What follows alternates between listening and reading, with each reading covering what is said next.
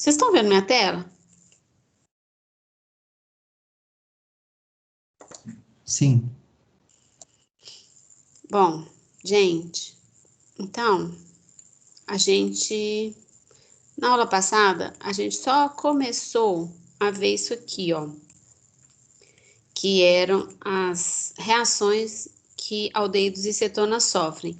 Aí a gente estava ainda na adição de álcool, então a gente vai acabar de ver essas reações. Então a gente chegou a ver isso aqui é meio que revisão, tá? Que quando uma molécula de álcool se adiciona no aldeído e cetona, eu formo um M-acetal. Um M-acetal é um composto que é caracterizado por um carbono ligado a um grupo OR e a um grupo OH, tá? Isso é um M-acetal. Os M-acetais normalmente eles são instáveis e não são isolados, a não ser que eles sejam cíclicos. M-acetais cíclicos são muito estáveis.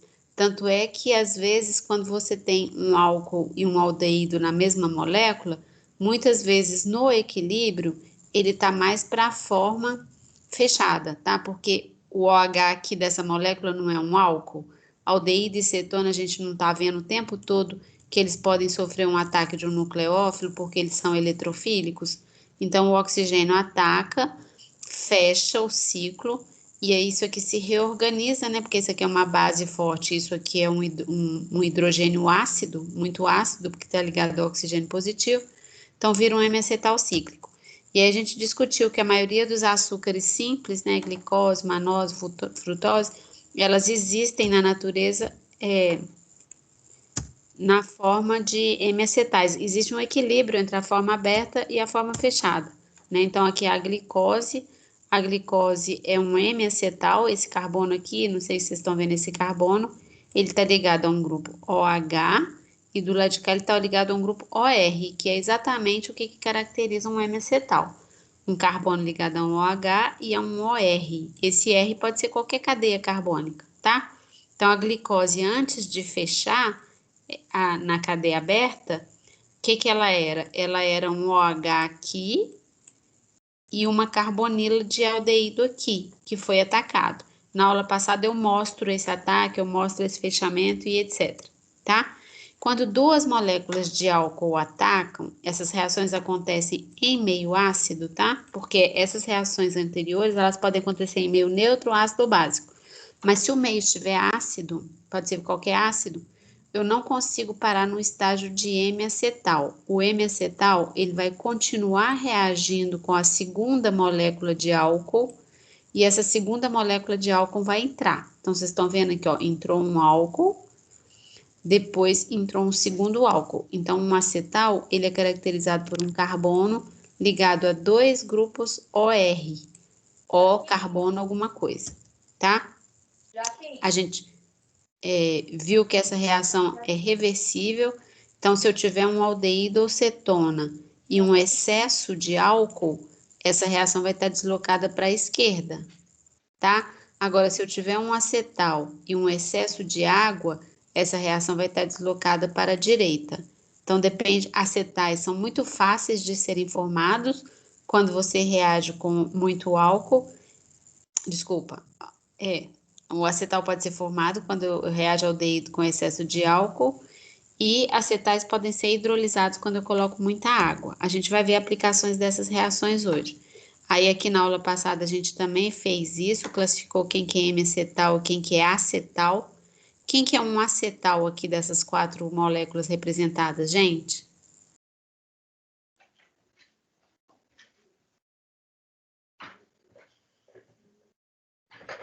A2. O 2. O 2, porque ele tem um carbono aqui que está ligado a um OR. Isso aqui é um OR.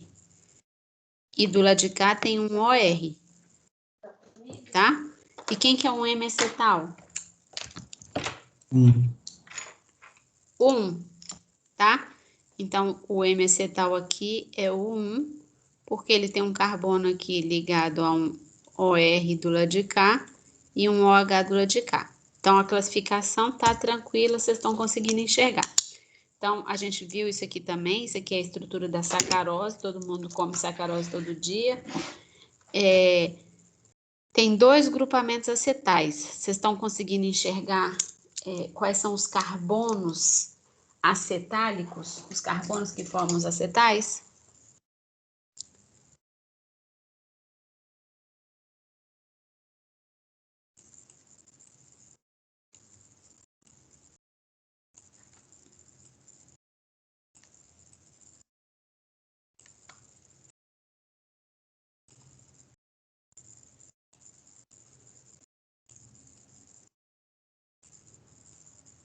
O que vocês acham, gente? Lembrando que um acetal tem que ter um carbono ligado a dois grupos OR.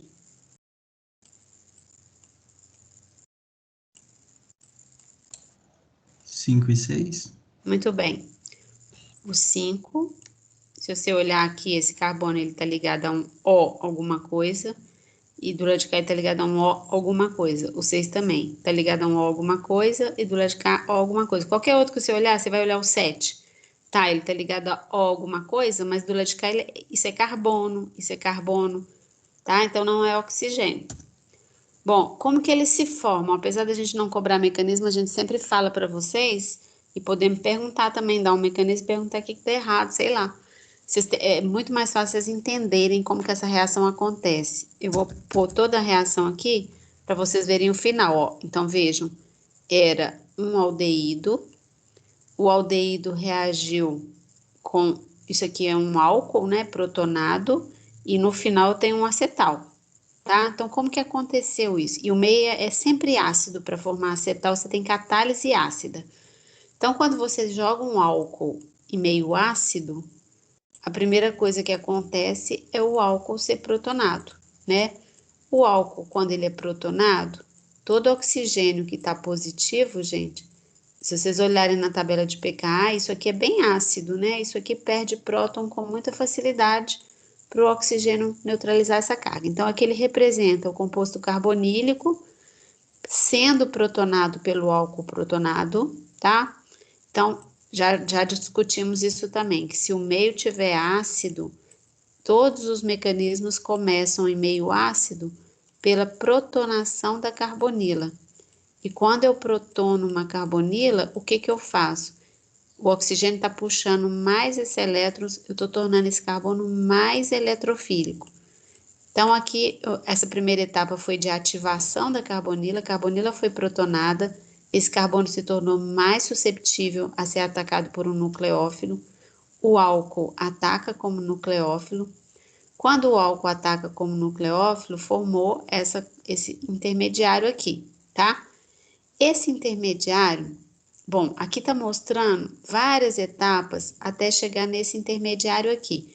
Mas eu acho que eu já discuti isso com vocês, não sei se eu já discuti com vocês. No papel, isso aqui pode ser representado diretamente, chamando essa etapa aqui de prototropismo. Vou até escrever aqui, prototropismo.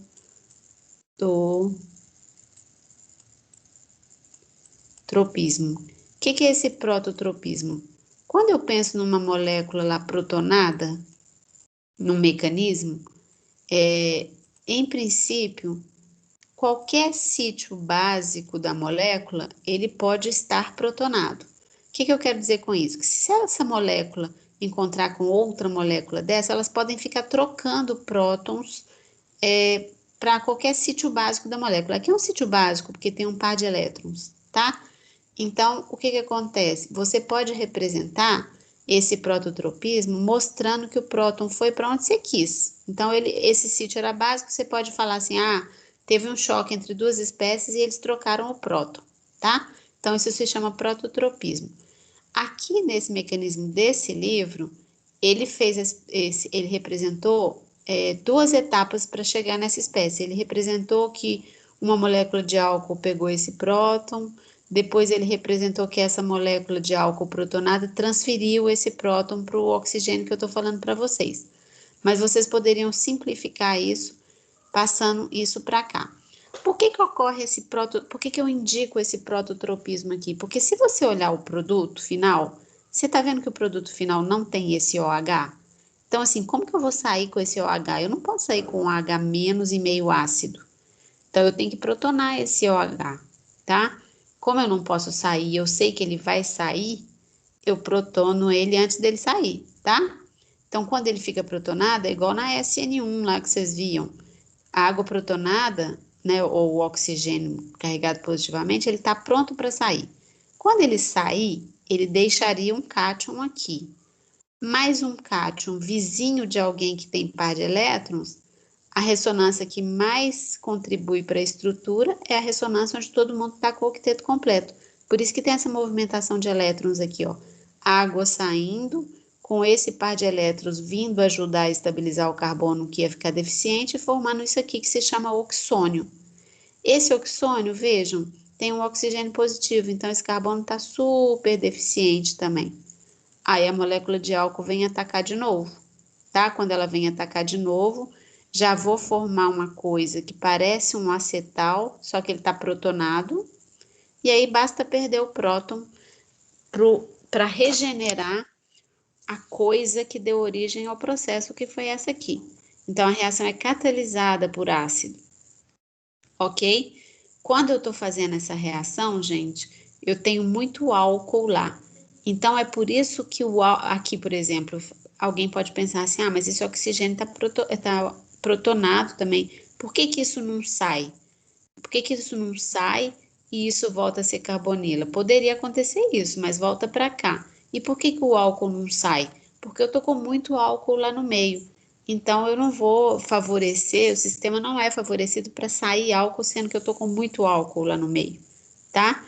Então, este é o mecanismo da reação. Depois vocês dão como que duas moléculas de álcool entram aqui. Então, só voltando aqui, ó. Ah, tá. Uma coisa que eu queria falar para vocês é o seguinte: se ao invés de muito álcool eu tiver muita água, o caminho vai ser exatamente inverso, tá? Isso aqui vai ser protonado, isso vai sair formando isso, só que aí eu vou estar com muita água, então quem que vai atacar é a água, volto para cá, eu tô com muita água, não é a água que vai sair, vai ter prototropismo para cá e vai sair o álcool formando a carbonila. Então, esse é como que a coisa acontece no nível molecular para eu sair de um aldeído e uma cetona e entrar com duas moléculas de álcool em meio ácido. Vocês estão vendo que em nenhum momento houve a formação de espécie negativa, tá? Porque a gente já tinha visto uma dica importante, que em meio ácido eu nunca vou formar espécie negativa, tá bom? Bom, olha só, aqui está mostrando qual composto vai ser formado ao final quando se adiciona HCl gasoso a uma solução de petanol em metanol. Então, eu estou considerando que eu tenho excesso de metanol em meio ácido. Se eu tenho um excesso de álcool em meio ácido, eu vou formar um acetal. Qual é esse acetal que eu vou formar a partir daqui, gente? O álcool que vai atacar vai ser o metanol. Qual vai ser o composto que eu vou formar?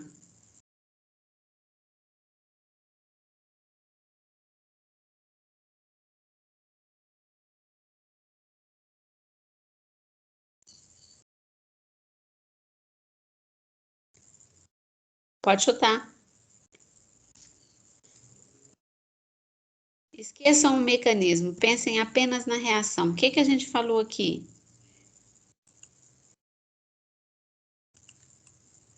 O que que a gente falou aqui? A gente não falou que duas moléculas de álcool formam um acetal quando o meio está ácido? Então, ó, carbonila, duas moléculas de álcool formou o acetal. O fulano lá, que era o álcool, ele entra na molécula e forma o acetal. Então, vamos ver aquele exercício. Quem que é o álcool aqui?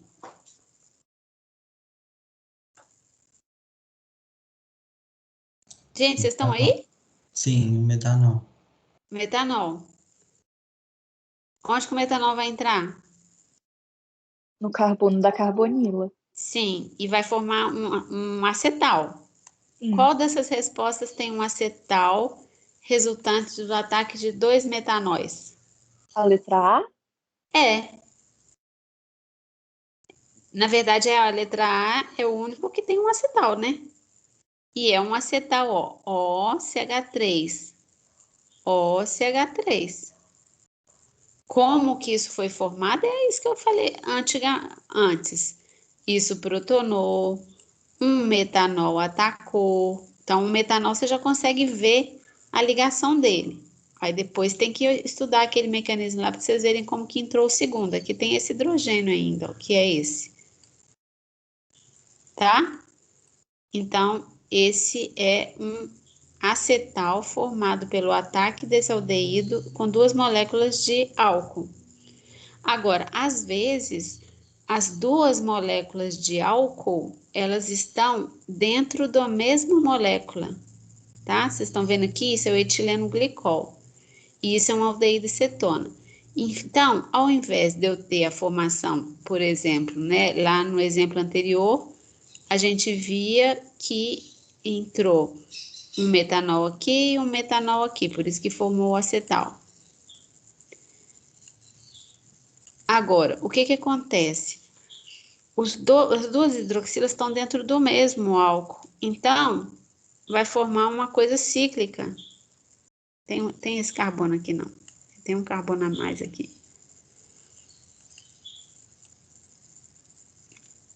Tá? Ao invés deste oxigênio que entrar tá ligado ao metila, aqui ele tá ligado a um CH2, a um CH2, CH2, CH2. E esse CH2 está ligado ao outro oxigênio que entrou. Então, eu formo um acetal cíclico, tá? Então, vai ser, como os acetais cíclicos são mais estáveis, vocês vão ver muitas reações envolvendo esse ciclozinho aqui, que foi formado.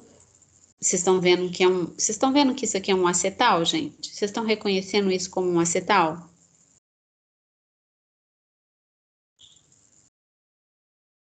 Sim ou não? Sim. Sim. Então esse carbono aqui antes era carbonila e ele foi atacado por um OH daqui e um OH daqui, tá? Então, aqui são cetonas sendo, e pode acontecer com aldeído cetona, né? Formando acetal cíclico reagindo com um diol. Quando você tem 2 álcools na mesma molécula, isso é um diol. E aquilo que a gente tinha falado antes, se você tem um acetal e você coloca muita água e meio ácido, você hidrolisa o acetal, você libera o composto carbonílico original e você libera o álcool também, tá bom? Então, essa reação pode ser revertida. Então, isso aqui está repetindo para vocês terem bastante isso em mente, porque isso vai ser muito usado, que a acetona, na presença do álcool, forma o acetal, e o acetal, na presença de água, vira composto cetônico. Então, e eles são os acetais, apesar deles serem muito facilmente hidrolisados em meio ácido, eles são muito estáveis em meio básico. Então, por exemplo, eles são estáveis se você colocar borohidreto de sódio no meio, que é básico, grinhar, OH. Então, eles são compostos relativamente estáveis, tá? Então, aqui está mostrando que mesmo em meio básico bem forte, ele nem mexe, ele permanece acetal. Com isso, eles são muito usados como grupos protetores. A gente já viu esse conceito antes, grupos de proteção são grupos que você introduz numa parte da molécula que reagiria numa reação que você vai fazer.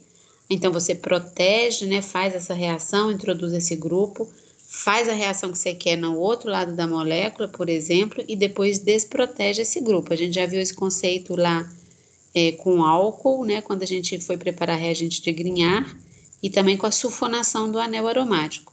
Então, por exemplo, olha um exemplo clássico que a gente usa acetal como grupo protetor. Eu tenho esse composto com 2 carbonilas, uma carbonila de cetona e uma carbonila de éster. Eu preciso fazer essa transformação. Eu tenho que reduzir apenas a carbonila do éster. Qual reagente vocês usariam para reduzir carbonila de éster?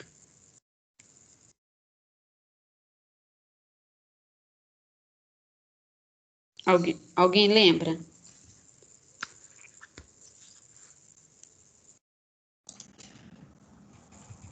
O hidreto de lítio-alumínio? Muito bem, muito bem. O hidreto de lítio-alumínio. Vocês trabalharam até hoje para as provas, né? Com hidreto de lítio-alumínio. Qual que é o outro? Boro-hidreto de sódio? Boro-hidreto de sódio. Qual que é mais forte? O de lítio-alumínio? O de lítio-alumínio. O boro-hidreto de sódio, ele só reduz o quê? Aldeído e cetona? Eduardo tá afiado, né, Eduardo? Muito bem. Então, boro-hidreto de sódio só reduz aldeído e cetona. Então, se eu quero reduzir éster, eu vou ter que usar este aqui. Só que este é muito forte. O que que vai acontecer? Eu vou conseguir reduzir só esse? Não, vai continuar reduzindo, né, o outro. Vai reduzir a cetona também, né? Então, o que Sim. que eu tenho que fazer? Aqui, ó, se eu colocar hidreto de lítio-alumínio aqui, eu vou reduzir aqui, mas vou reduzir aqui também. Então, o que que eu tenho que fazer? Eu tenho que proteger essa carbonila. Como que eu protejo essa carbonila? Aqui, ó, meio ácido e aquele diol. Aí eu faço o acetal, faço a redução com hidreto de lítio-alumínio. Então, a redução agora só tem esse grupo aqui para reduzir. Então, ele vai reduzir para álcool. E depois eu desprotejo o acetal. A desproteção não é com água e meio ácido. Então, eu vou remover esse grupo e vou meio que desmascarar a carbonila que estava protegida, tá? Então, vocês entenderam o princípio da coisa de proteger e com acetal, carbonila de aldeído de cetona? Vocês estão vendo que a carbonila de éster não reage nessas condições. Realmente, acetal só pode ser formado a partir de aldeído de cetona, ok? Todo mundo entendeu isso aqui, gente? Sim. Pessoas? Sim. Não, eu quero ver quem tá aí. Camila, entendeu? Entendi. Giovana? Sim. Caio? Entendi, sim. Karina? Entendi. Laís? Laís, entendeu? Pode pôr no chat também. Luana, entendeu? Entendi. Tá bom, então. Então, isso... Ai, agora vocês não estão vendo mais, né? Estão vendo minha tela? Não, né? Não. Não. Não. Por que isso acontece, hein? Quando a gente sai, o negócio sai. Que coisa. Bom, então, não daria para fazer uma transformação sem mexer nesse grupo aqui. E eu sei que carbonilas podem ser transformadas em acetais, porque a gente acabou de ver que isso é possível através da entrada de 2 álcoois e depois eu desprotejo, ok? Aqui eu acho que tem outro exemplo, ó. Como preparar um reagente de Grignard a partir desse haleto contendo o grupo carbonila. Vocês lembram que a preparação de reagente de Grignard é a partir de haletos de alquila, mas é incompatível você preparar um Grignard quando você tem um grupo no próprio haleto que reagiria com esse Grignard, né? Porque se eu fizesse um Grignard aqui, Grignard transforma o carbono. Lembram do Grignard? Então, eu vou fazer aqui, eu faço a inserção do metal entre o carbono e o bromo.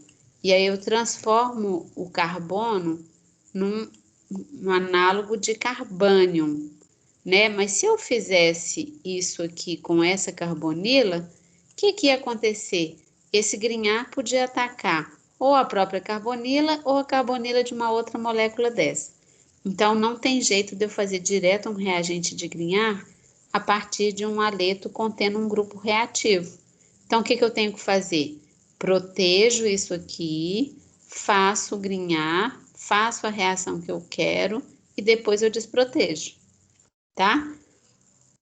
Aí, ó, aqui tá mostrando que o grinhar ia atacar a própria molécula ou uma outra dessa. Então, a solução seria, de novo, você proteger a carbonila, sempre, né, com um álcool. No caso aqui é um diol para formar o acetal cíclico. Na presença de ácido, faço o grinhar, reajo o grinhar com o que eu quero e depois eu desprotejo, ok? Bom, olha esse exercício aqui. Qual sequência de reações deve ser empregado para converter isso aqui, que é um éster e uma cetona, aquele mesmo substrato que a gente viu antes, nisso aqui? Como que reagente que eu deveria usar para, a partir disso, ter esse álcool terciário, gente? Caiu também na primeira prova, você fazer um álcool terciário a partir de um éster. Qual reagente que é?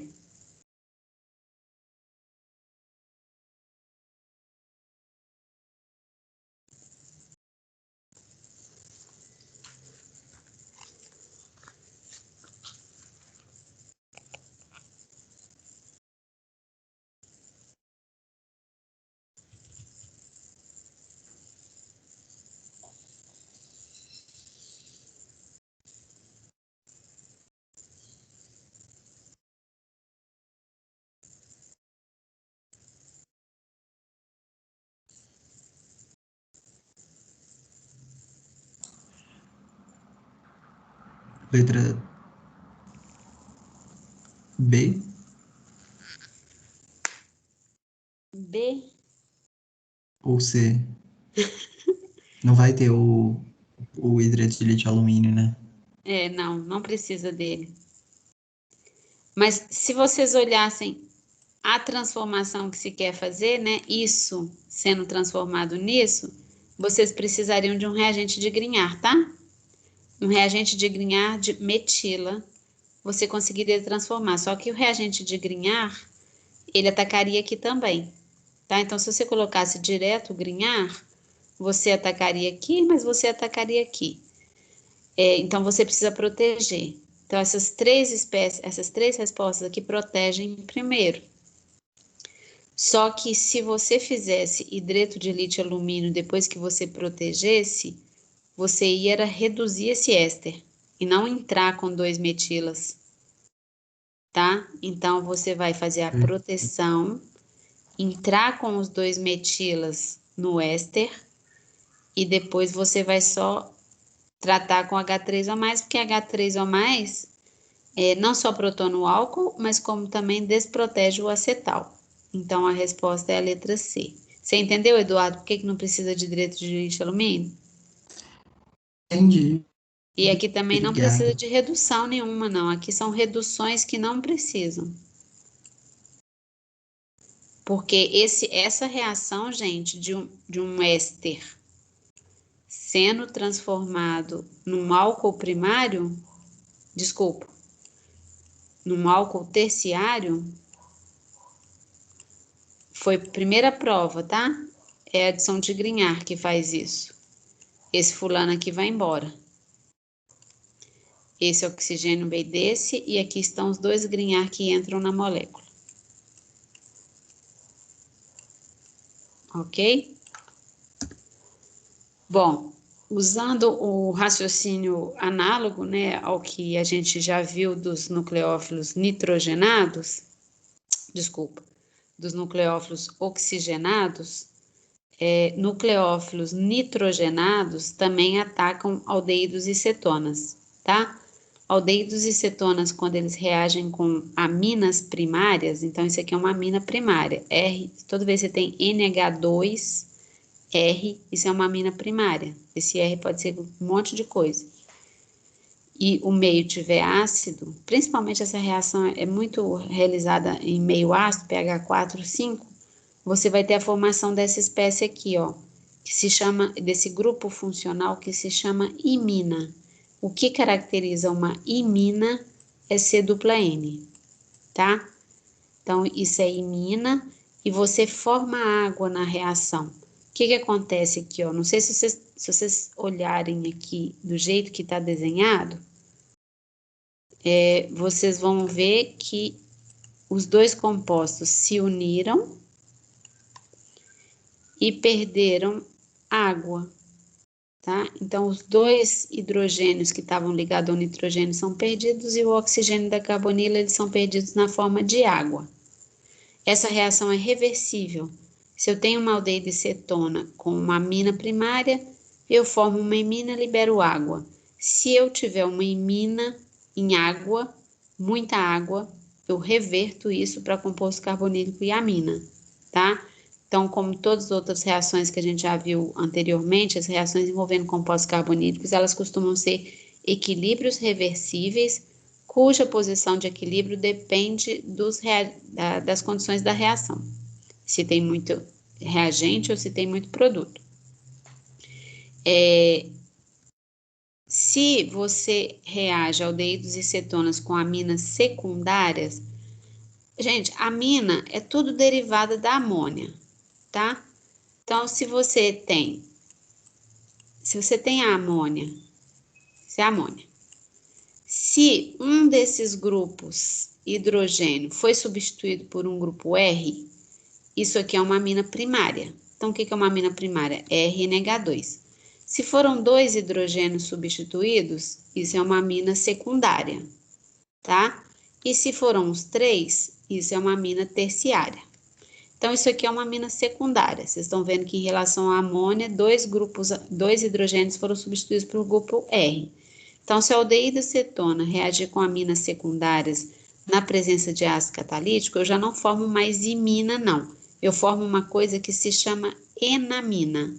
O que caracteriza uma enamina? Tá vendo que o nitrogênio agora já não é mais o da dupla. A enamina é como se fosse um enol, é um análogo de enol. Vocês lembram o que é um enol? Um enol é isso aqui. A enamina, o oxigênio foi substituído por nitrogênio, tá? Então, é um sistema conjugado, né? Esses elétrons podem estar dispersos pelo sistema e isso é uma enamina, tá? Então, com a amina primária da imina, com a amina secundária da enamina. Aqui está explicando o que eu já falei, que as iminas possuem uma ligação dupla e enaminas possuem um grupo amino unido a uma ligação dupla carbono-carbono, como se fosse ao enol, né? Então, eu tenho um grupo amino ligado a um carbono sp2, igual o enol. Bom, qual composto será formado a partir da reação abaixo? Então, você tem 2 cetonas. Aqui vocês têm uma amina o quê? Primária, secundária ou terciária, gente? Primária. Primária. Então, eu vou formar o quê? Imina. Uma imina. Vocês estão vendo a cara dessa imina?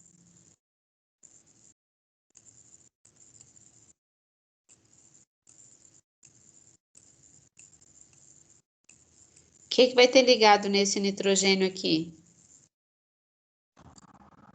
O anel? O anel, né? Porque o que foi perdido, ó, para perder água? Perdeu esse oxigênio e esses 2 hidrogênios. Então, o nitrogênio vai ficar ligado na dupla, ok? E aqui embaixo? É secundária, então forma enamina.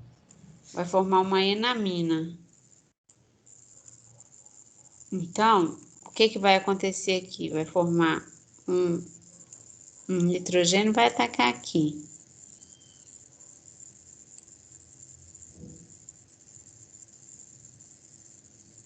E o que vai ficar ligado?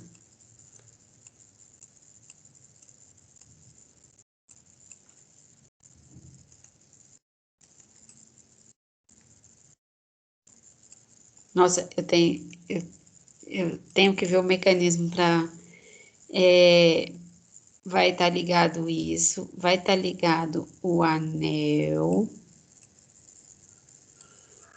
tá? E vai formar isso aqui, uma enamina, tá? O nitrogênio vai ligar aqui.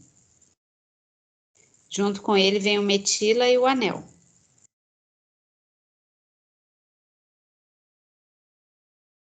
Vocês estão vendo que isso aqui é uma enamina, gente? Sim. Nitrogênio ligado ao carbono sp2. Bom, nós vamos mostrar o mecanismo da reação, mas deixa eu só adiantar um negócio aqui. Quando esse nitrogênio ataca, no início, ele forma igual o outro, assim, esse nitrogênio fica ligado. Ai, gente, desculpa, eu errei. Tá vendo que sem mecanismo eu não consigo fazer? Que tristeza.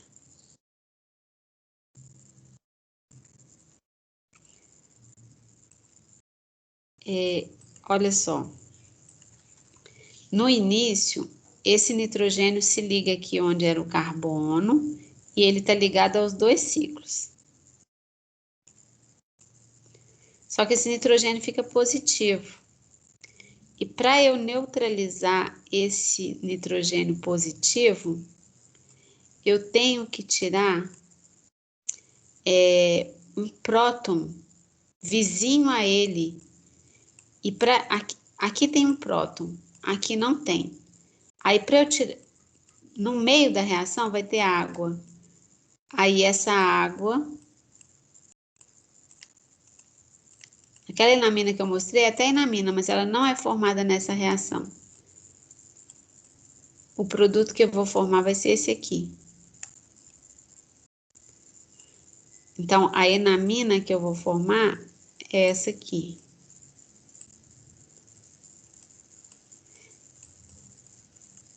É uma enamina também. É porque não tinha jeito de formar aquela que eu tinha mostrado, não. Mas vocês estão vendo que para vocês enxergarem qual produto que... Bom, pelo menos para mim, o produto que forma, a gente tem que entender como que o ataque está acontecendo. Sem enxergar o ataque, sem enxergar o que está acontecendo, é difícil demais de prever qual que é o produto formado. Então, deixa eu mostrar para vocês aqui como que acontece o mecanismo da reação. Então, a gente já tinha visto, aqui é uma amina primária formando imina, tá? Então, o que que acontece? Toda vez que eu tenho uma carbonila em meio ácido, ocorre a protonação, tá? Então, sei lá, se fosse HCl, protona aqui, isso aqui é só o contraíon. Eu nem vou preocupar com o contraíon aqui, tá? Se vocês não quiserem, mas sempre vai ter o contraíon. Aí, o que eu falei? Quando o oxigênio está positivo, ele ativa esse carbono para o ataque do nitrogênio. Então, a gente sempre fala que ele está mais eletrofílico. Aí, o nitrogênio vai atacar. Quando o nitrogênio ataca, ele forma esse intermediário tetraédrico, tá? Se a amina sai, volta para cá. Mas pode existir aquele tal de prototropismo, aquela transferência de próton que eu falei para vocês. Quando eu faço a transferência de próton, a água sai e eu formo, essa água sai assistida por esse par de elétrons. Ele ajuda a estabilizar a carga positiva que ficaria quando essa água fosse sair, tá? Então, aqui eu já tenho a formação do imínio, que depois perde próton. Ok? E se esse nitrogênio não tiver próton para sair, se for igual eu falei no slide anterior, né? Como aqui na amina secundária, aqui é metila e aqui é um grupo alquila, não tem próton para sair para neutralizar esse sistema. Então, o próton que sai para neutralizar é esse aqui. Por isso que eu formo uma enamina quando eu uso a amina secundária e eu formo imina quando eu uso uma amina primária. Vocês entenderam? Vocês não gostam de mecanismo não, né? Mas vocês viram que para enxergar a enamina ali tinha que fazer o mecanismo. Sim. Não é difícil o mecanismo de composto carbonílico. Se o meio for ácido, sempre ele vai estar protonado e o nucleófilo vai atacar. A partir daqui você tem que decidir o que é mais estável para o sistema. Como eu estou com muita amina, não é a amina que vai sair. Então ele troca próton e quem sai é a água. Ao sair a água, eu já formo o C-N que eu queria na imina. Então aqui basta uma reação de neutralização para formar imina. Qual que é a diferença quando você tem uma amina secundária? A amina secundária, por exemplo, se aqui for metila,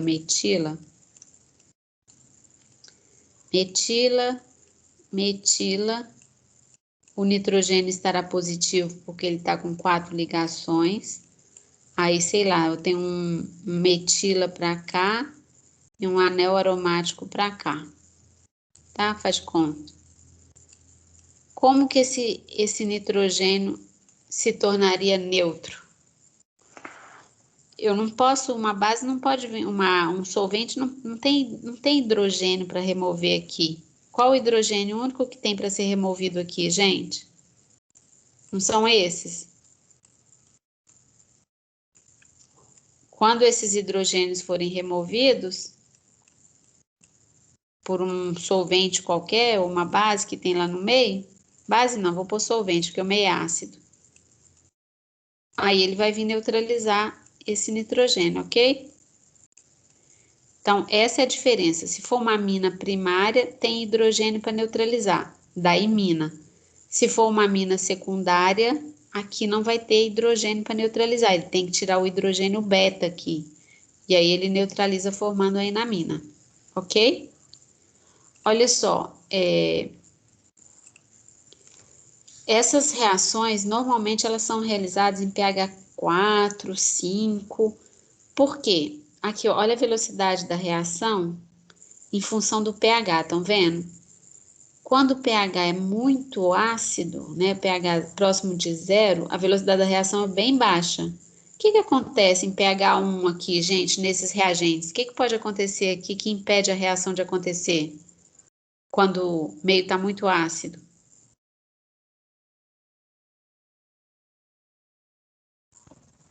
Protonar a amina? Muito bem. Vou protonar a amina. Então, em meio muito ácido, a amina vai estar protonada. Se a amina está protonada, ela não vai ser nucleofílica, certo? E aí, então tá. E se o pH for 14, por que a reação é lenta também? pH 14, toda a amina está desprotonada, não tem problema. O problema não é a amina. O problema é que em pH 14, ninguém aqui vai estar protonado.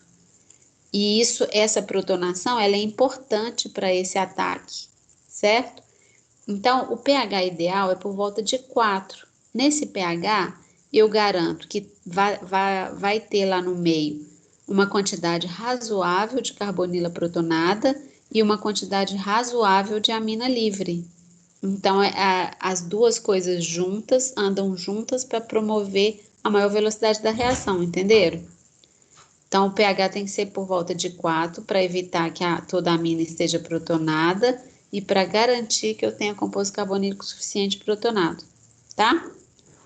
Outra coisa que eu tinha falado para vocês, que essas reações são equilíbrios reversíveis, estão vendo? Então, se eu tenho muita amina, eu vou formar a imina e libero água. Se eu tenho imina e muita água, eu volto para o composto carbonílico. Aí, às vezes, quando eu estou fazendo essa reação no laboratório e eu quero promover a formação da imina, eu dou um jeito de tirar água, tá? Ou eu coloco um agente secante, ou eu coloco uma peneira molecular, ou, por exemplo, aqui eu mostrei um exemplo de um aparato, uma vidraria que a gente faz, que é para remover a água do meio. Então, você promove a sua reação, você coloca todos os seus reagentes aqui no balão e aquece. Normalmente, você usa uma mistura de tolueno, alguma coisa assim como solvente. Aí, você aquece, a reação começa a acontecer e tanto o tolueno quanto a água que estão sendo formada, eles entram na fase de vapor, seguem esse caminho, encontram com um condensador, que eu acho que vocês já viram um condensador, e o vapor é condensado e volta para cá. O vapor não volta para dentro do balão. Aí o que acontece? Água e tolueno são immiscíveis e água é mais pesado. Então a água vai acumulando aqui embaixo, vai acumulando aqui embaixo e aqui vai enchendo, vai enchendo. Quem volta para o balão é só o tolueno, só o tolueno. Tem uns de Stark que tem até uma torneirinha aqui. Aí você retira a água. Para que isso? Para que a água não volte para o sistema e faça com que essa reação volte, tá? Então, se você remover água, você garante deslocar o equilíbrio para a direita, tá? Então, isso é uma das formas, essa vidraria, isso tudo é de vidro, né? Você tem um balão de vidro, você encaixa o Jim Stark, é essa peça aqui de vidro. Você encaixa o Jim Stark, depois em cima do Jim Stark você instala o condensador. É uma das maneiras de você remover a água do meio, Entenderam, gente?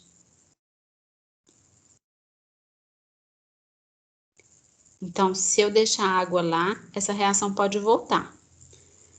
Bom, aqui tem uma série de derivados de nitrogenados de amônia que podem adicionar carbonila. Embora os nomes sejam muito esquisitos, é tudo o mesmo princípio. Então, por exemplo, vejam aqui, aldeídos e cetonas com hidroxilamina, tá? Ela é chamada também de hidrolamina, mas o Solomon, eu acho que, se eu não me engano, ele chama mais só de hidroxilamina. Hidroxilamina é um nucleófilo. É esse composto aqui, tá? Aí o que acontece? O nitrogênio ataca a carbonila e vai perder água. Então vai formar a dupla C-dupla-N-OH. Isso se chama oxima. Por que é o nitrogênio que ataca e não é o oxigênio, gente?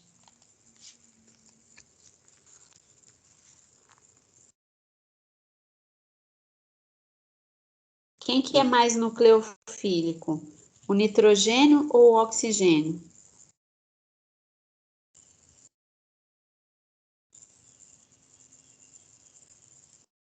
%50 de chance de acertar.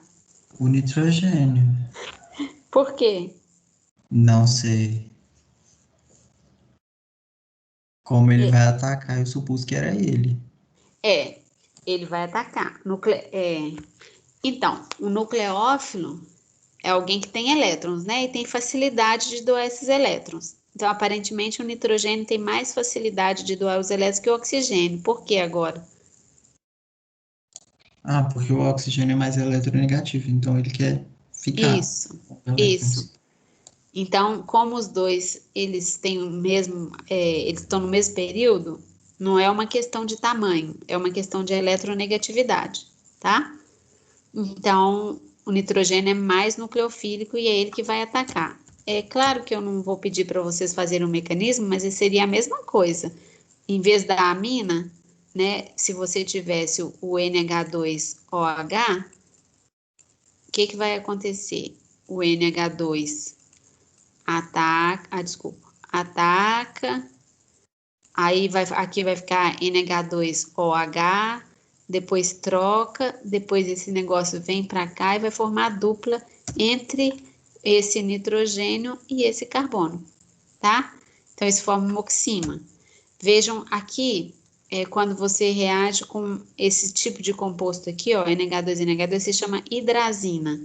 E aí, de novo, ó, você vai perder a água e você vai formar uma hidrazona. Sempre C dupla N NH2, perdeu-se água.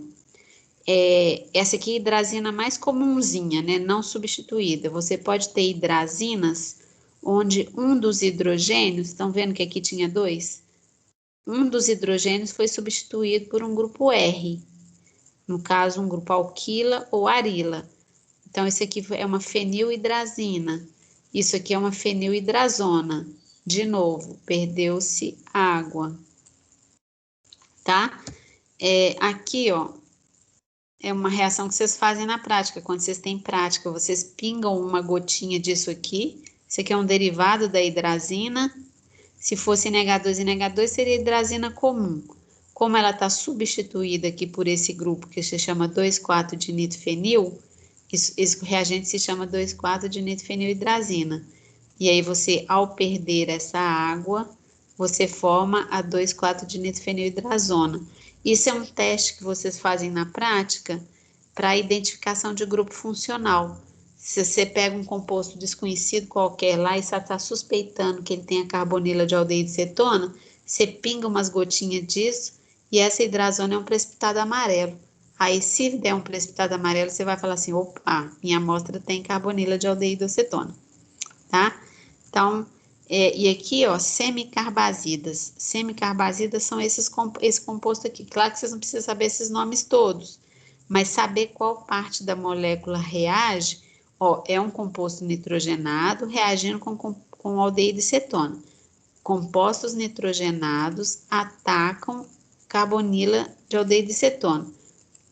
Aqui, ó, dá para ver entre o nitrogênio 1, o 2 e o 3, qual que é o mais nucleofílico, gente? O mais eu acho que vocês vão ver pelo produto. Agora, por que que é esse nitrogênio que é o mais nucleofílico? Podem pensar.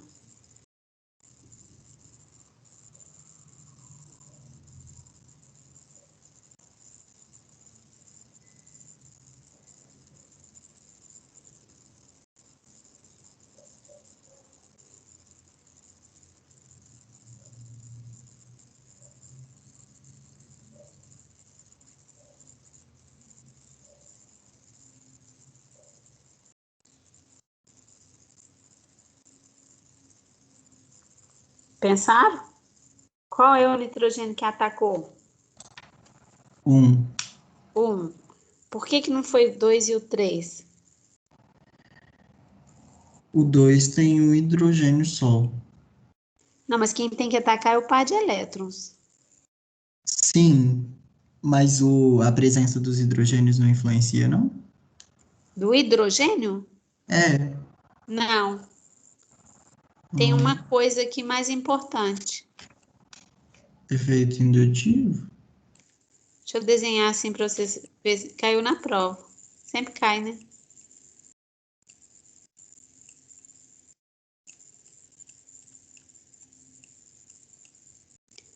Por que que, vou começar por esse aqui. Por que que esse par de elétrons aqui não está disponível para atacar? Ele pode ser estabilizado por ressonância.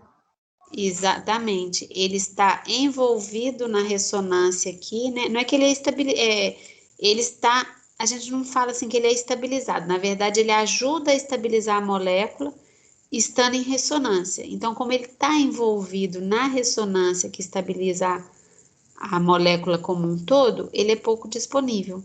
Todo elétron envolvido em ressonância, gente, ele é pouco básico, tá? Porque ele não vai querer pegar um próton, ele não vai querer atacar um nucleófilo, como nucleófilo, tá?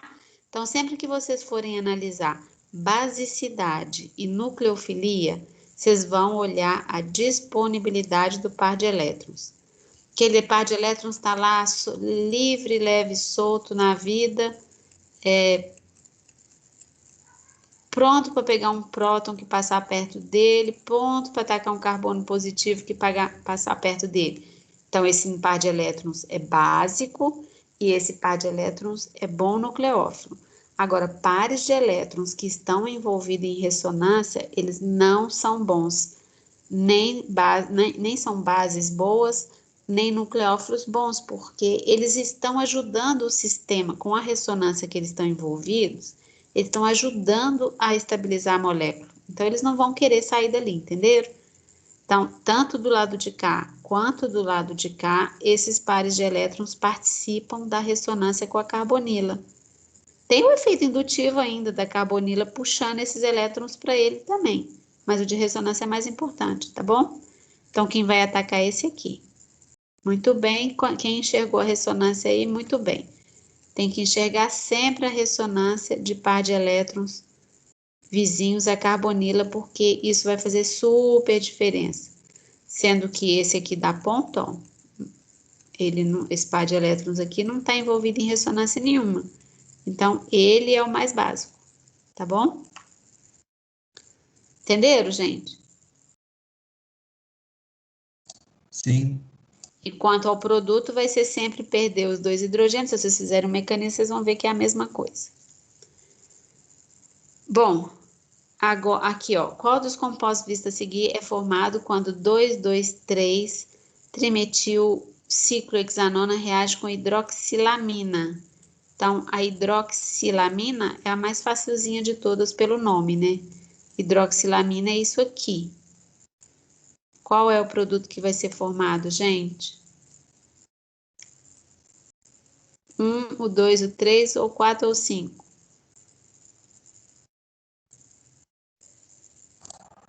3. 3, né? Então, no caso aqui do exercício, é só saber a nomenclatura, quem que é hidroxilamina, né? Ok? Bom, vai aparecer outros exercícios com outros compostos nitrogenados, sempre vai perder água. E vai aparecer o contrário também, tá, gente? Às vezes você tem tipo assim, isso aqui é uma semicarbazona. Se eu hidrolisar essa semicarbazona, vocês conseguem ver qual que é o produto que eu vou obter? Se eu colocar H3 ou mais aqui?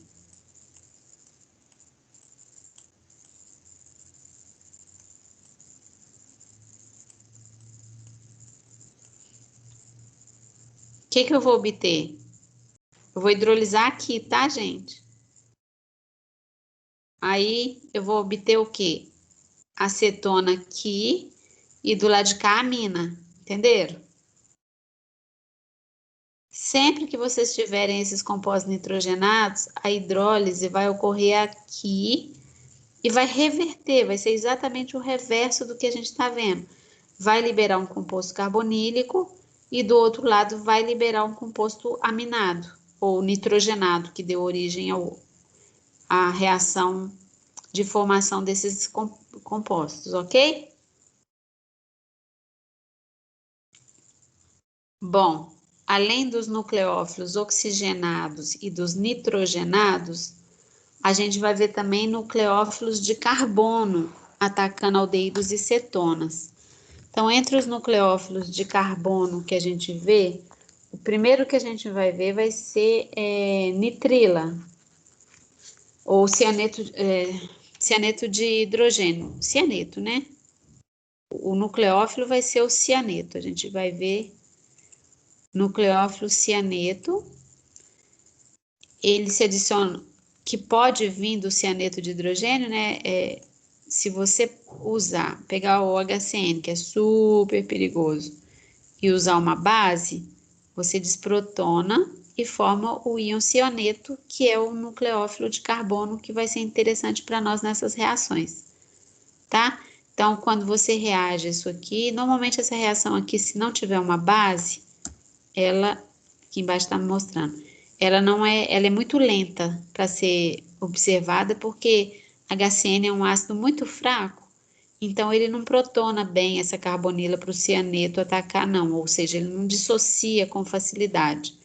Aí normalmente a gente coloca uma base lá no meio, catalítica, a base arranca o próton, forma o íon cianeto, e se eu não me engano, vocês já fizeram esse mecanismo para mim na aula passada, porque eu perguntei para vocês assim, suponhamos que vocês nunca tinham visto reação de cianeto com aldeído e cetona, o que ia formar? E eu acho que vocês fizeram direito, que foi o cianeto atacando a carbonila, tá? Aqui, ó, o cianeto ataca a carbonila, forma esse intermediário tetraédrico com oxigênio negativo, que vem roubar um próton do HCN e forma cianeto. Então, essa base, para começar, é uma base só catalítica, tá bom? Esse composto aqui intermediário, ele se chama cianohidrina. Não está escrito aqui, deixa eu ver, não está escrito aqui, mas é uma cianohidrina, tá? E cianohidrinas, o que pode acontecer? Cianeto, né, ou nitrila, isso aqui é um grupo nitrila que a gente chama. Eles podem ser hidrolisados para ácidos carboxílicos. Então, isso é uma metodologia para eu fazer um alfa-hidroxiácido. Eles podem ser hidrolisados e desidratados. Então, formam um ácido carboxílico que depois se desidrata. E eles podem ser reduzidos com hidreto de lítio e alumínio para formar uma amina primária. Porque o que acontece? O grupo cianeto é esse aqui, né? Que forma... o cianeto é esse aqui. Isso aqui, a função que a gente chama é nitrila, tá?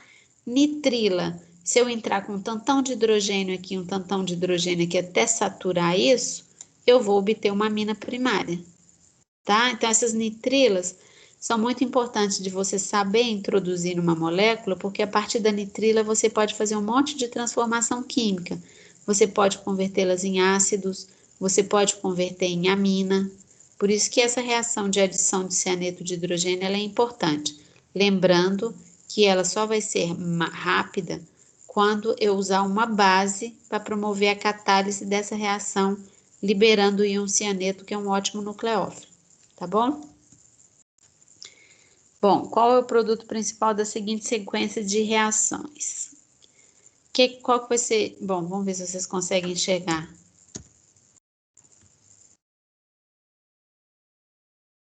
O que formou nessa primeira etapa?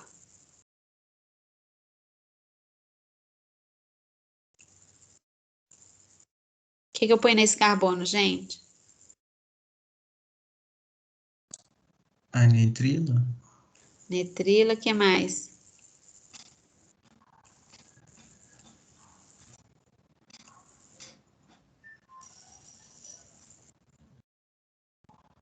O que mais?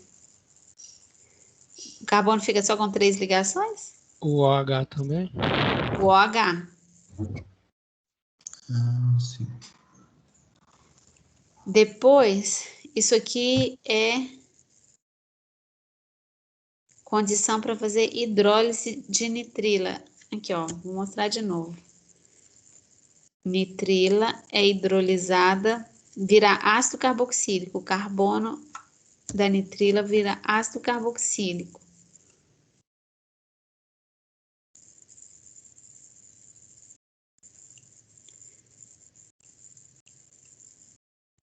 Hidreto de lítio e alumínio faz o que aqui, gente? Vai reduzir. Reduz a carbonila do ácido, né? Reduz para álcool. Eu só estou em dúvida se esse aquecimento aqui vai desidratar aqui. Agora eu vou ter que ver pelo produto que eles mostraram. Eu não sei se esse aquecimento é suficiente para desidratar ou não. Só pela resposta que eu vou saber. Então eu estou continuando indo em frente com essa coisa na cabeça. Talvez esse aquecimento seja para desidratar, porque meio ácido você consegue desidratar. Então agora eu vou reduzir. Provavelmente deve ter desidratado, pelo que estou vendo tudo. Vou reduzir para CH2OH. Então, ou vai ser essa molécula aqui,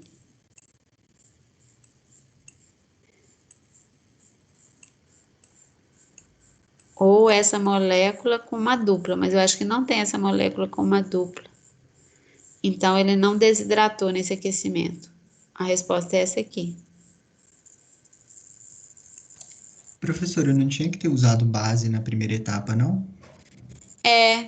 O ideal, essa reação é muito lenta se você não usar a base. Se eu fosse fazer esse exercício, eu ia adicionar uma base aqui para vocês enxergarem que libera o cianeto para atacar. Tá? Beleza.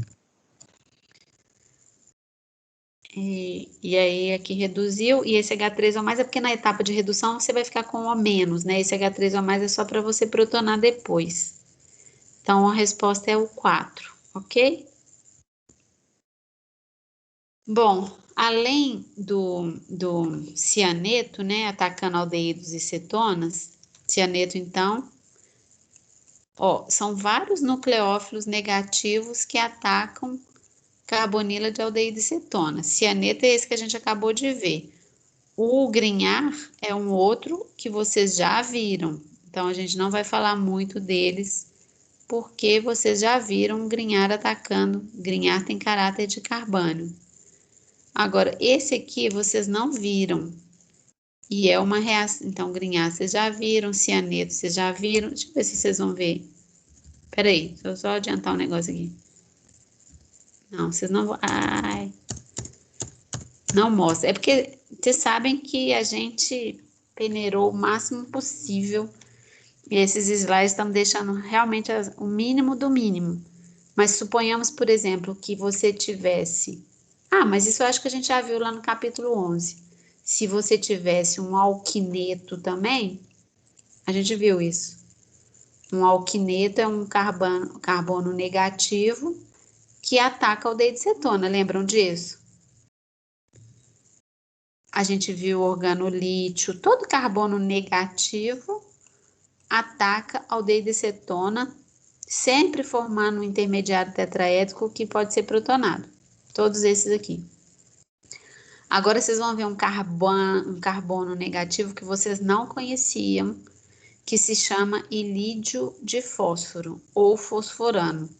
Ilídio de fósforo um ilídio é quando você tem um carbono negativo do lado de um átomo positivo. Aqui tem ilídio de fósforo, mas existe ilídio de selênio, ilídio de enxofre, ilídio de um monte de coisa, tá? Essa reação de Wittig, ela usa esse ilídio de fósforo. E qual que é o objetivo dessa reação de Wittig? Ela transforma uma carbonila de aldeído e cetona numa função alceno, tá? Então, exatamente onde era a carbonila, você introduz, né? Então, onde era a carbonila, você introduz o carbono que veio do ilídio, tá? Então, tá marcado bem coloridinho aqui. Então, sei lá, se você tivesse uma dupla qualquer aqui, numa molécula toda que você não conhece. Aí você pode imaginar que essa dupla, ela foi construída por essa reação de Wittig, sendo que esse carbono viriam de uma carbonila e o outro carbono viria do reagente de Wittig, tá? E vai sair isso aqui, ó, sai óxido de trifenilfosfina. Esse reagente, deixa eu ver, eu acho que ela vai mostrar como que prepara o ilídio. Esse ilídio de fósforo, ele existe nessas duas estruturas de ressonância, né? Porque o carbono pode doar elétrons aqui para o fósforo, que o fósforo expande octeto, ele está no terceiro período, ele expande octeto. Então, pode ter esses dois contribuintes de ressonância, mas vários estudos já mostraram que o contribuinte que mais, a espécie que mais contribui para o ilídio de fósforo real é essa espécie com separação de carga, porque acho que a gente já discutiu isso também, esse tipo de ressonância só é eficiente se eles compartilharem orbitais de mesma energia. Então, esses elétrons estão em 2p. O fósforo não vai receber isso em orbital de mais alta energia, então essa ressonância não é muito eficiente, tá? Mas isso aqui é só curiosidade. Eu mesmo, quando eu vou enxergar o mecanismo dessa reação, eu sempre preciso desenhar o carbono negativo para eu enxergar que é esse carbono que está atacando a carbonila. Só aí que eu consigo ver que esse carbono vai se ligar aqui e o resto vai embora, tá? Bom, esse ilídio de fósforo, primeiro eu vou falar como que ele é preparado. Você pega a trifenilfosfina, né, um reagente comercial, então uma fosfina, nucleofílica, tem um par de elétrons aqui, trifenil, e você ataca um haleto de alquila, tá? Essa reação aqui é do tipo SN2. Então, você só consegue preparar ilídios se você estiver usando haletos primários e secundários. Terciários não dá certo porque terciário não pode ser atacado por trás por um nucleófilo muito volumoso. Quando o fósforo ataca aqui, o fósforo já fica positivo. E ao ficar positivo, esse hidrogênio fica relativamente ácido. Se você usar uma base, a força dessa base depende muito da natureza desse reagente. Mas se você usar uma base forte, por exemplo, você consegue remover esse próton e aí você tem o seu carbânion, que é o seu ilídio de fósforo, tá? Então, o ilídio é um carbânion que vai atacar a carbonila. Então, aqui está mostrando como que foi preparado esse ilídio de fósforo que vai ser o seu nucleófilo. Como que é o mecanismo da reação de Wittig? Então, essa reação é muito importante, gente, para fazer alceno, tá? O alceno vai entrar exatamente onde era a carbonila. Então, você tem uma molécula gigante, ele vai entrar lá, na carbonila. Aqui o que acontece? O carbânio, a gente já viu que ele é nucleofílico, ele vai atacar o carbono. Aí, esse par de elétrons subiria para o oxigênio, só que, em vez de ficar ao menos, o oxigênio tem altíssima afinidade com fósforo. Então, esse par de elétrons já ataca o fósforo e eu formo esse intermediário de 4 membros, esse oxafosfetano. Então, a existência desse intermediário de 4 membros já foi super provada, comprovada, vista em vários experimentos. E aí, é claro que isso aqui não é um ciclo estável, né? Um ciclo de 4. ele rapidamente se fragmenta, ele se decompõe. Então, ele se decompõe como? Eu falei para vocês que ligação oxigênio-fósforo é muito forte. Então, a força motriz para esse rearranjo é o fato do ciclo ser pequeno e de se isso quebrar e vir para cá, eu vou formar mais uma ligação oxigênio-fósforo. Com isso, essa reorganização de elétrons acontece, né? Porque quando quebra aqui, ó, a ligação quebra CO e forma OP. Quando a ligação CO quebraria, esse carbono ficaria deficiente. Aí você vem com esse par de elétrons e você vai formar, então, o alceno exatamente onde era a carbonila antes. E você forma óxido de trifenilfosfina, tá? Aí tá mostrando a força da ligação PO. E aí aqui a gente vai ver se vocês conseguem identificar quem é o produto H dessa reação. Primeiro vamos para o F, né? Qual que é o produto F, gente?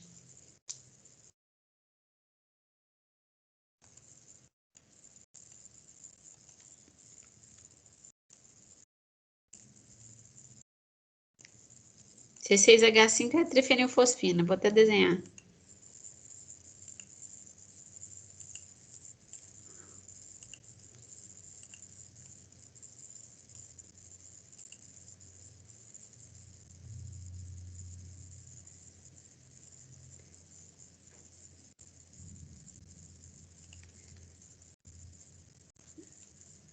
O que esse fósforo com par de elétrons faz aqui, gente?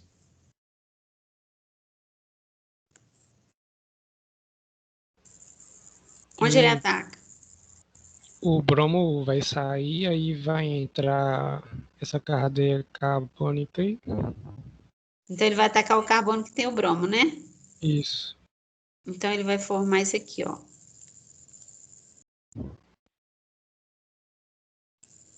Esse fósforo ligou naquele CH2. C6H5 é outro anel, tá, gente? C6H5. E o que que esse reagente vai fazer? Então, o fósforo agora está positivo. O que que esse reagente vai fazer?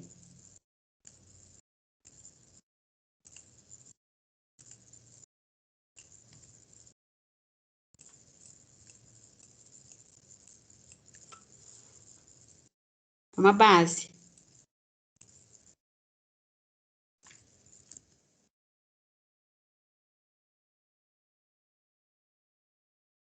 O que que ele vai fazer aqui?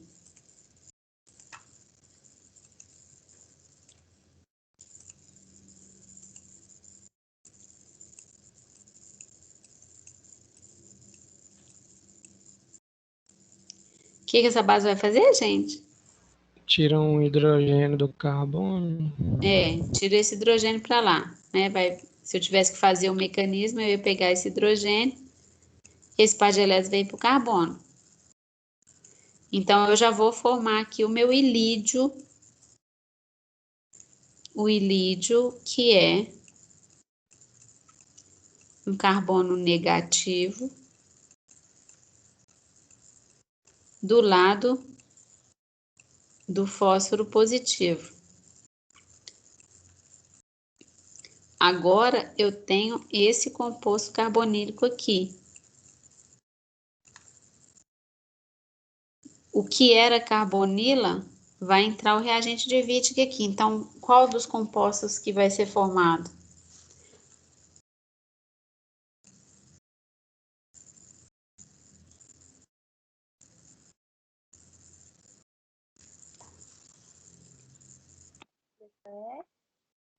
Qual?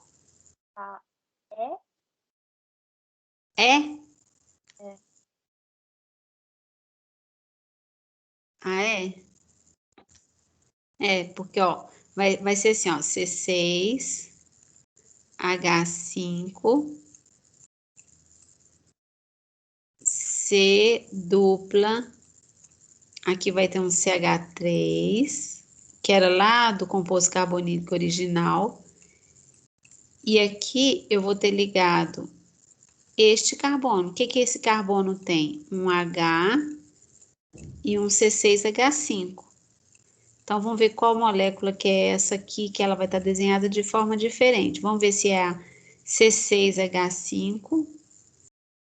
Não, não é não é a E, não, porque a E tem um... Ah, não sei que eu tenho errado, mas... Ah, tá, desculpa. É ela sim. Que aqui, ó. Começou do lado de cá, né? C6H5CH, C6H5CH, dupla, um C ligado a um CH3, C6H5. Então, é essa aqui. Muito bem, quem viu? Vocês já viram que essas moléculas todas vocês têm que aprender a virar, numerar, para enxergar quem é quem, né? Essa aqui de jeito nenhum não tem carbonila na molécula final, não tem carbonila na molécula final, não tem dupla na molécula final. Poderia ser essa aqui, mas eu não vou ter nenhum momento C6H5CH2 junto. Então, é a E mesmo. Entenderam, gente?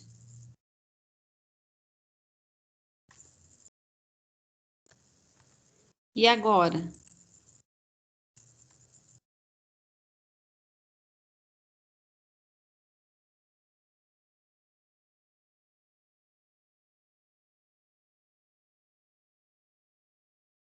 Qual reagente de Wittig deve ser utilizado para sintetizar esse fulaninho aí?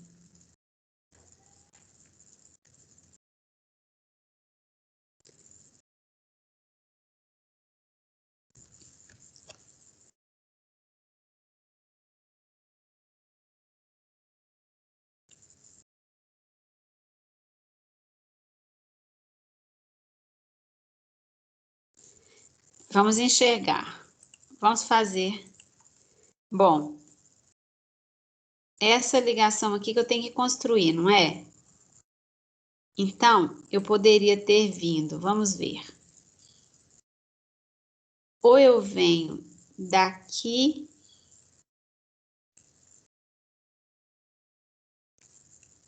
com uma carbonila e daqui com um Wittig. Vê se vocês enxergam isso que eu estou desenhando.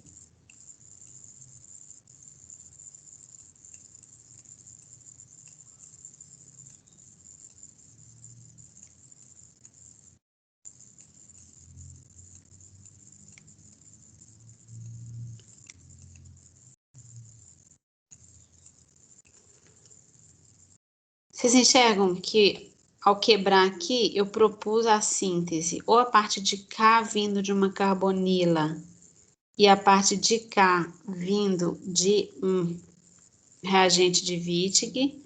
Eu poderia pensar o contrário também. Eu poderia pensar que eu vim do lado de cá com um aldeído e do lado de cá com um Wittig, ou seja, esse carbono aqui ia ser um carbânio ligado a um fósforo positivo.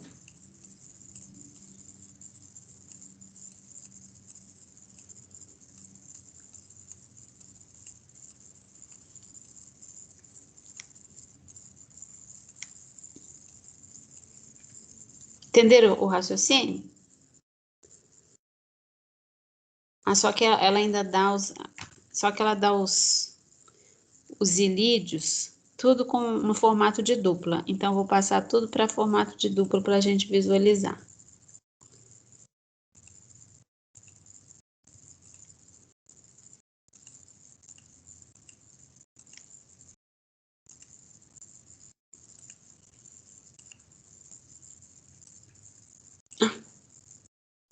Tá achando que o negócio é chemdraw?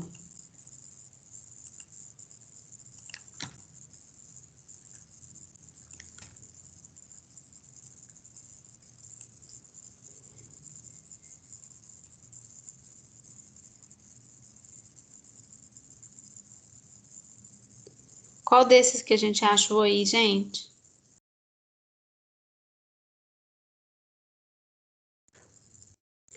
Tem os dois, né? Ou não? Não. Tem. Então, vamos ter que escolher. Vocês estão vendo que esse 1 é igual a esse aqui, gente? CH3, CH dupla P, CH3, CHP, trifenilfosfina. CH3, CH dupla. Esse é 1. E esse aqui é o 2. Certo? Até agora, porque nós ainda temos que evoluir aqui. Esse aqui não aparece de jeito nenhum, nem esse, concorda? Vocês já desistiram?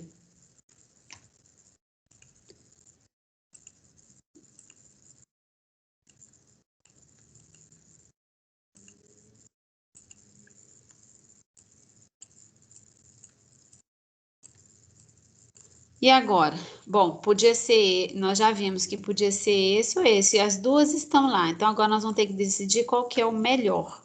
Existe um melhor. Por que que existe um melhor?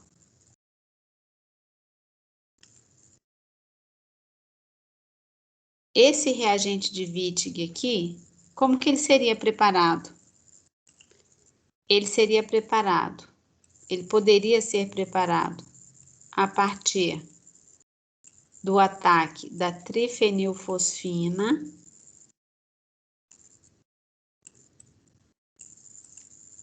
a esse aleto aqui, ó, CH2, CH3, Cl. E esse aqui, ele poderia ter sido preparado a partir da trifenilfosfina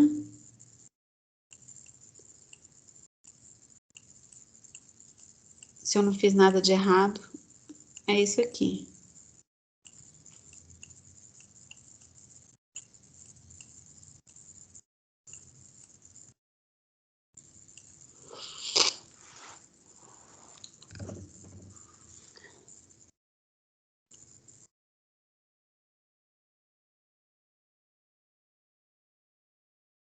Tá certo?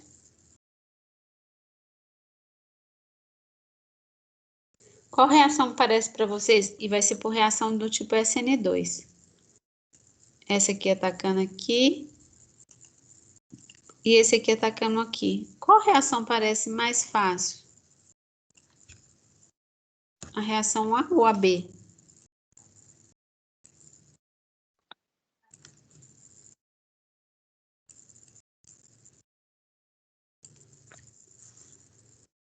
O que vocês acham? Seria a reação A? Tem uma diferença bem pequena, né? Porque as duas estão... É porque a reação ela vai se parecer com uma SN2. Existe uma diferença bem pequena entre os dois, porque os dois são aletos primários, mas o A é um pouco menos impedido. O A é um pouco menos impedido. Então, se você tivesse que escolher entre os dois caminhos, você escolheria o A. Mas, assim, normalmente, nos exercícios que eu já vi, você tem que escolher entre um primário e um secundário, ou entre um secundário e um terciário. Esse exercício manda você escolher entre dois primários.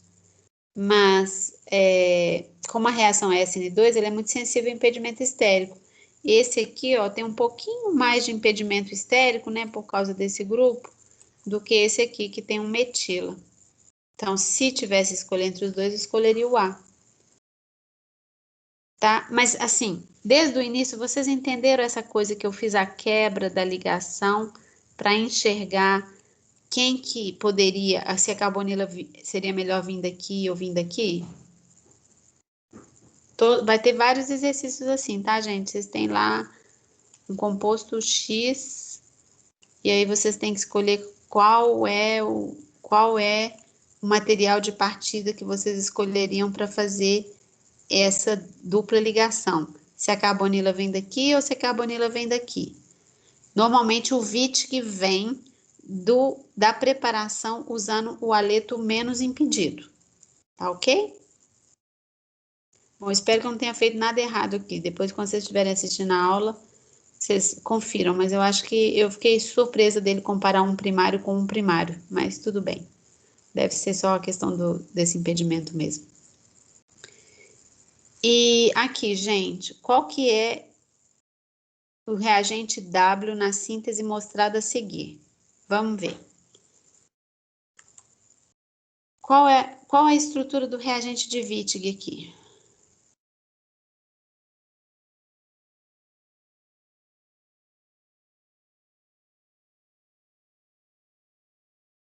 Vocês estão reconhecendo a acetona aqui nessa estrutura?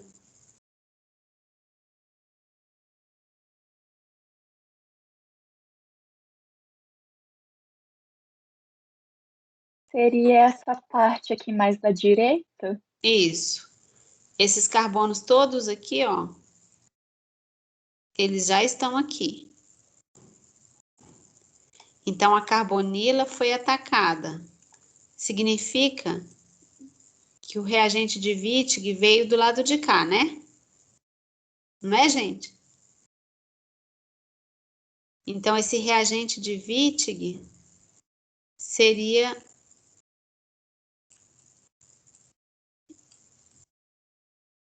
o reagente de Wittig seria isso aqui. Concorda?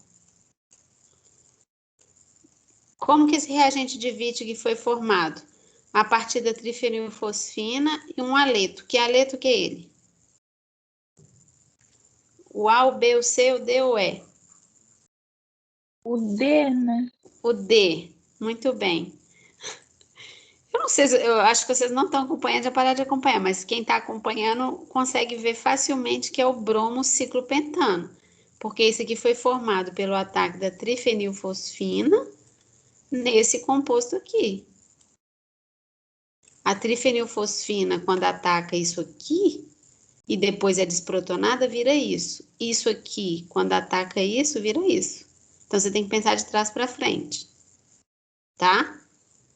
Então, a reação de Wittig forma duplas.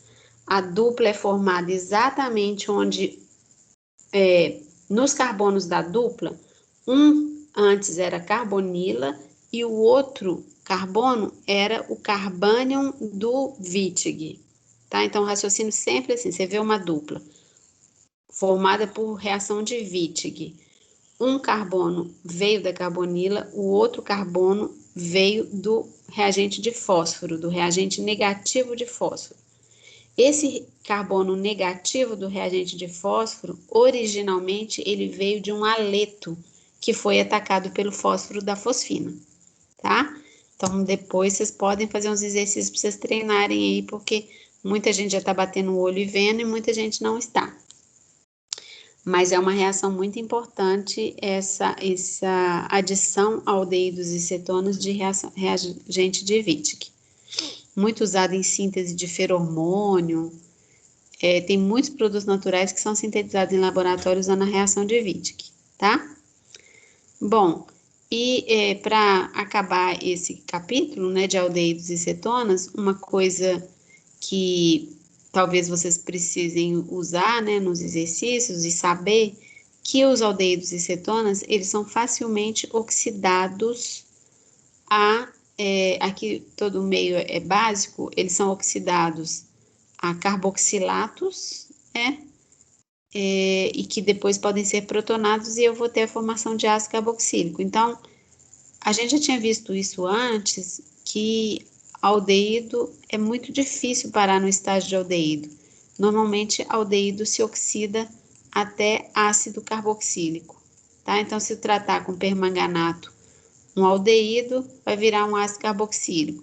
Se tratar, não está aqui, mas se tratar com ácido crômico, vira ácido carboxílico. Se tratar com PCC, não, PCC para aqui, tá? Mas se você tratar com permanganato, óxido de prata, prata, complexo de prata com amônia em água, toda vez que você vê prata também é um oxidante muito usado para aldeído. A gente não vai ver mecanismo, envolve espécies radicalares, mas todos os aldeídos são facilmente oxidados a ácidos carboxílicos. Cetona não, né? Cetona não tem mais como oxidar para ácido carboxílico, não. Você não consegue quebrar a ligação. Cetona sempre vai ter um carbono aqui e um carbono aqui. E esses reagentes, eles não são capazes de quebrar a ligação carbono-carbono. Eles conseguem muito bem quebrar a ligação carbono-hidrogênio, mas não ligação carbono-carbono, tá? Então, aldeídos são facilmente oxidados a ácidos carboxílicos e cetonas são mais resistentes, pois não possuem hidrogênios reduzíveis. Na verdade, cetonas tem só carbono. Então, vai ter muitos exercícios. Quando vocês virem prata na frente de vocês e aldeído, prata está oxidando. Então, qual o produto principal formado nessa reação? O que vocês acham?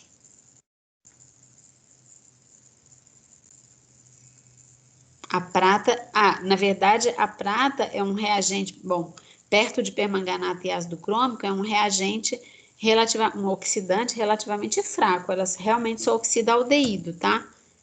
Então, o que ela vai fazer aqui nesse composto? Vai oxidar ele. Sim, então ela vai virar o quê? Até o 2? O 2, tá? Não vai mexer aqui, não vai mexer aqui. Aqui quem mexe aqui é permanganato, lembram? Então, não vai mexer aqui, não vai mexer aqui, não vai oxidar. Ela vai... Aqui não tinha jeito, porque isso aqui é uma redução. Aqui tá faltando um carbono aqui, né? Porque aqui são 2 carbonos, então só sobrou a etapa 2, tá bom? Bom, acabando o capítulo 16, só voltar lá no início dessa aula, que eu vi um negócio lá, que a gente cortou também, mas eu vou só mostrar para vocês, que a gente falou que a gente ia ver essas reações aqui, né? Que as principais reações, adição de álcool a gente viu, formando M-acetal e acetal, a gente viu cianeto de hidrogênio formando cianohidrina, a gente viu todos os derivados de amônia e a gente viu ilídio de fósforo. A gente não viu tiol. Eu acho que a gente cortou na hora do desespero de cortar qual matéria que a gente cortava, mas o tiol é muito igual, a gente viu adição de álcoois. O que é isso? Se eu tenho esse composto, um aldeído e cetona, e eu reajo, por exemplo, com ditiol, tiol é um análogo de álcool, tá? Isso é um tiol, isso é um ditiol. Então, se eu reajo isso aqui nas mesmas condições que a gente viu para a formação do acetal, a gente vai formar esse composto aqui, igualzinho, um mecanismo idêntico, que é por isso que a gente tirou, porque é tão idêntico que se vocês tiverem que encontrar isso na vida, vocês vão lembrar do acetal. Isso é um tio vem sempre dos compostos de enxofre, isso é um tioacetal, tá? Com mecanismo muito parecido. Então, a gente tirou porque era idêntico ao que aqui era o OH. Mas como ele está aqui, eu fiz questão de mostrar para vocês que essa reação também existe com aldeído e cetona. Ok? Bom, com isso, nossa aula acabou, né? E eu achei que ia dar para começar o capítulo 17, mas não deu. Então, deixa eu voltar lá, cadê vocês? Vocês têm alguma pergunta para a aula de hoje ou vocês estão exaustos e já desistiram? Já desistiram, só tem 4. Tá bom, vou parar a gravação. Alguma dúvida, gente?